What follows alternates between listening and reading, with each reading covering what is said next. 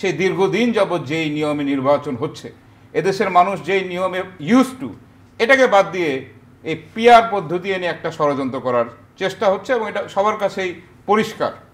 আরেকটা হচ্ছে যে কিছু কথাবার্তা বলা হচ্ছে যেগুলো আসলে আমাদের যারা ধর্মীয় মূল্যবোধে বিশ্বাসী, যারা ধর্মপ্রাণ মুসলমান, তারা কনফিউজড হবে।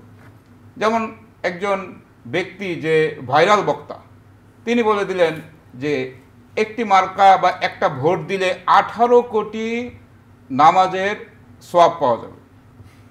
এই ধরনের কথাবার্তা বলে জনগণকে কি বোঝাতে চাচ্ছেন? একজন সুপ্রিম কোর্টের অ্যাডভোকেট, তিনি এক জায়গাতে নির্বাচন করবেন, বলে দিলেন একটা অনুষ্ঠানে গিয়ে সনাতন ধর্মাবলম্বীদের যে পূজা এবং রোজা মুদ্রার এপিটুপিট।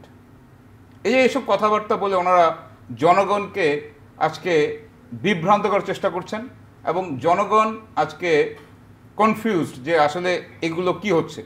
আরেকটা বিষয় দেখেন, আপনার কাছে খবর এসেছে কিনা, আমরা বিভিন্ন জায়গায় শুনতে পাচ্ছি যে এই তাদের একটা মহিলা সংগঠন বিভিন্ন জায়গায় গিয়ে জান্নাতের টিকিট দিচ্ছে, বলছে যে এই মার্কায় ভোট দিলে জান্নাত পাওয়া যাবে।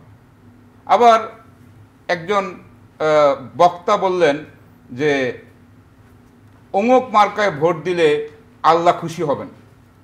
আবার আরেকজন বক্তা বলেছেন, কিছুদিন আগে দেখলাম, এক ভাইরাল বক্তা, কিছুক্ষণ আগে নাম বলেছি, সে বললেন যে একটি দল আল্লাহর দল, সকল দল শয়তানের দল। তার মানেটা কি? এখানে কি কোনো ধর্ম ব্যবসা করার চেষ্টা হচ্ছে?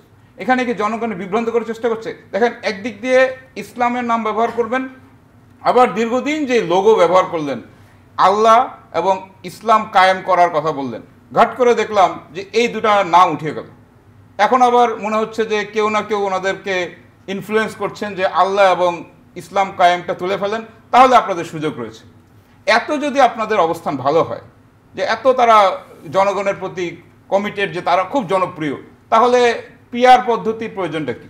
সরাসরি জনগণের কাছে যেতে হবে। আরেকটা দেখেন, পিআর চাচ্ছেন, আবার নমিনেশন দিচ্ছেন। কয়েকদিন আগে দেখলাম যে যদি জোট করেন তাহলে 100 সিট ওনাদের নেতৃত্বাধীন জোটে 100 সিট ছেড়ে দেবেন।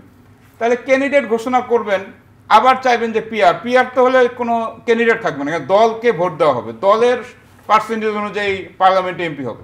তাহলে মূলত আমি মনে করি যে এখানে ভেবেই তারা ফেলেছেন যে আসলে ভোটের রাজনীতিতে তারা টিকতে পারবেন না।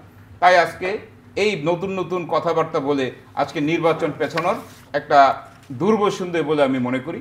এগুলো থেকে আমি মনে করি বেরিয়ে আসলে আমরা এই যে ফেব্রুয়ারিতে যে প্রত্যাশিত নির্বাচন, যেটা আমাদের নেতা জনাব তারেক রহমান বিবিসি বাংলায় বলেছেন যে সারা বাংলাদেশের মানুষ চায় এবার ভোট দিতে, সেই ভোট দেওয়ার যেই মানুষের আকাঙ্ক্ষা, যে দীর্ঘ 15 বছর ভোট চুরি হয়েছে, ভোট দিতে পারে নাই, এই সুযোগটা কেন জনগণকে দেবেন না?